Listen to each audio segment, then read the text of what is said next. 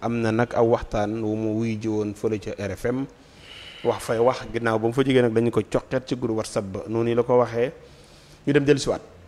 ñëpp xam nañ ne problème am na problème yu grave la sax yoo xam ne franchement mën na yàq sax stabilité politique wala jàmm bi nga xam ne ñun am nañ ko déjà depuis bi Macky Sall jógee pouvoir ba tey te ça ne devait pas venir d'un premier ministre, ça ne devrait pas venir non plus du président de Pastef bu xoolee fu mu jaar yëpp waruloon jóge ci moom parce que tey comme ni ko Diomaye waxee démb def ne problème amul mais ñun ñëpp xam nañ li xew dafa ñëw. boo xoolee lan moo indi sax coow yu bëri yi parce que Sonko moo njëkk a génn wax Diomaye waxul entre temps Amadou Ba def benn émission boo xam ne man gis naa Sonko di ko rafetlu te alors que loolu du ñu la rafetlu li Ousmane Sonko wax dëgg fa yàlla garaaw na garaaw goo xam ne ku ko déglu war nga xam ne buñ ci jógul dina jur loo xam ne kenn xamul te ki nga xam ne moom moo ci war a jóg c'est celui qui a été élu et qui doit rendre compte au peuple sénégalais muy Bassirou Diomaye Faye. Maintenant on ne peut pas dire que Diomaye ci boppam dafa war a gouverner wala mu céder la place moi je gouverne là dañ ko waroon ko loolu c'est des dossiers yoo xam ne boo ko defee dañ la war a jàpp sax. des choses dama ne na def remaniement mu remettre les choses à l'ordre ku bëgg a opposé wu nga dem opposé wu. loolooy lan mu tàggoog Ousmane Sonko premier donc ministre. c'est pas seulement Ousmane Sonko c'est pas seulement Ousmane Sonko ñoom ñëpp lay tàggoo. oui mais Ousmane Sonko d'abord. Ousmane Sonko Cheikh Diba ainsi de suite pas mal de gens yoo xam ne ñu ngi def loo xam ne baaxul.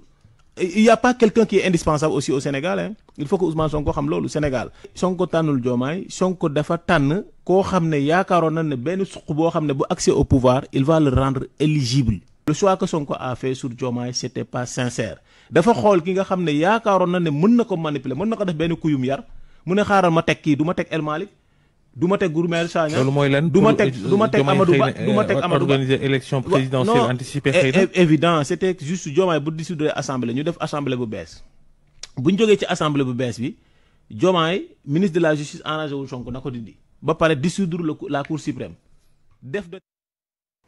ba mi ngi noonu suñu déggee daal moom ba Bokar moom mi ñu daal li mu wax mooy Ousmane jël woon Diomaye rek parce que dafa bëgg a suqali réew mi mais dafa bëggoon tànn nit koo xam ni fépp fu mu ko bëgg a jaarloo mu jaar fa ut benn koo xam daal lu mu ko bëgg a manipuler ko ne daal loolu la bëggoon tout waaye nag génnee nañ ko ci groupe WhatsApp ba mu bokkoon na ñoom Aïda Mbodj waaw kii de waruñu ko woon Aïda Mbodj sunu yaay jooju ñu ngi koy nuyu wurtoon a yem si génne ko si groupe WhatsApp bi. ah bon bi nga ko génnee si groupe WhatsApp bi da ko waroon dugal si kaso bi.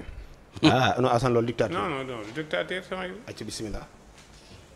bu ne ko coppet si groupe WhatsApp bi da ko waroon a roof police wala gendarmerie ñu ne ko coppet ni ko roof ko si kaso bi ba mu xam lan mooy. lépp ay sos la. et puis it jaxase et puis it Diomaye président bi ñu koy taxawal circonstances yi taxoon mais bu doon léegi ni ñu koy taxawal bu ñëwee du bokk. moom waaw tey nga mas a dégg turam. waaw tey nga ko mas a gis. waaw jiitewul ñetti nit. ñëw dugg Diomaye président di def ay manégas pour bëgg ñu fal ko ñu ne ko saa yi dalal.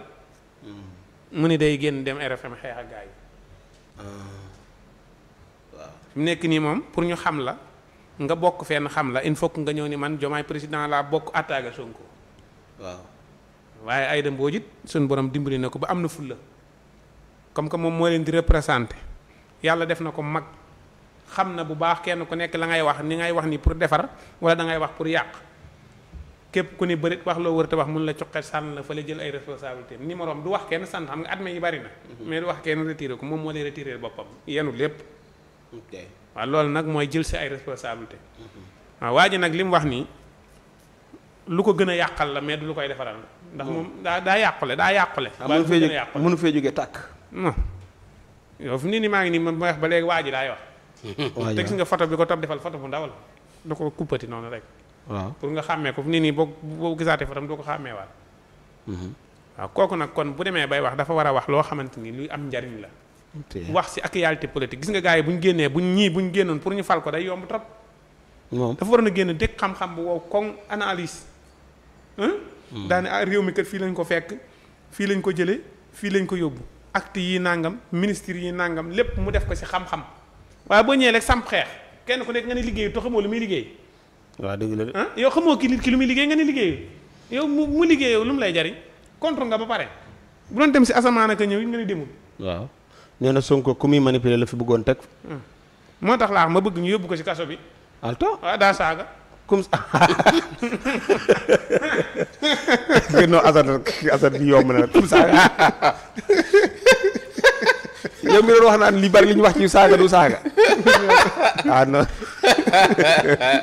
non Assane tey moom wër naa waa ji daa saaga comme saaga daa saaga comme saaga maa ngi xaar yoon daal ah yoon nañ ko woolu non Assane nag non daa saaga yàlla comme saaga xanaa diglu waa ji daa saaga de nañ ko woolu daa saaga joxe hélas non lii nag mooy bëgg a dóor nit ki te xamoo foo koy jaay daa saaga kan la saaga yow dégg ngay saaga ala Assane alaaj joxe hélas ça dépend ci nit ki ni muy définir. waaw ni muy déggee saaga yow mi ne woon saaga yombut waaw waaye daa saaga de saaga yu bon la saaga sax